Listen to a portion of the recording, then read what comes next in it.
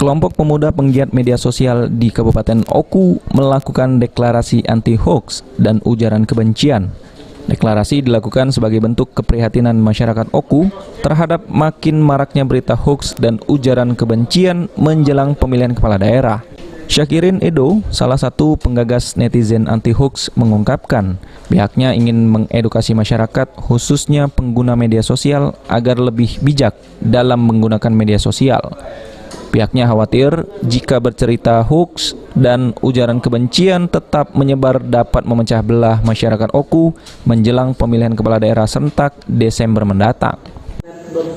Net.a ini merupakan singkatan dari netizen anti hoax Kabupaten Ogan Komering. Nah, harapannya seperti yang sudah disampaikan Kak Saiful Mizan tadi, bahwa memang pada akhir-akhir ini penggunaan sosial media di Kabupaten Oku khususnya itu banyak disalahgunakan oleh beberapa oknum yang mengarah kepada disinformasi, kemudian hate speech, yang bagi kami sebagai penggiat media sosial yang mencari nafkah di media sosial ini tadi merasa terganggu dan juga merasa resah dengan beberapa oknum-oknum yang menyalahgunakan media sosial tadi sebagai wadah bagi mereka untuk menyampaikan hate speech, disinformasi, baik itu menuju pilkada Oku yang sebentar lagi ini atau mungkin kemarin disinformasi seperti pandemi COVID.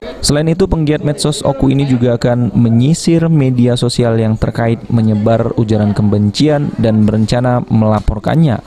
Jika dalam waktu dekat tidak melakukan klarifikasi, Saiful Mizan, kuasa hukum netizen anti-hoax, mengungkapkan pihaknya sendiri sudah mengumpulkan rekaman layar terkait berita bohong dan ujaran kebencian untuk disebar melalui grup Facebook dan media sosial lainnya.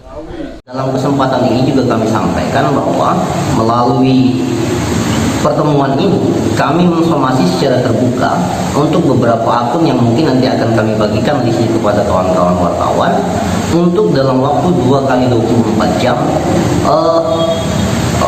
melakukan klarifikasi, dan kalaupun tidak diindahkan maka kami akan melakukan upaya hukum sebagaimana saluran hukum yang ada. Kemudian merekomendasikan dari beberapa hal, misalnya itu melalui Kominfo untuk terus melakukan pengawasan ruang digital dan melakukan pemblokiran akun yang menyebar hoax dan hate speech, Cyber Polri dan Bawaslu ketika ini menyangkut persoalan pilkada. Nah, harapan dari kawan-kawan netizen anti hoax Kabupaten Oku ini, masyarakat lebih bijak menggunakan media sosial. Ari Pranika, PAL TV.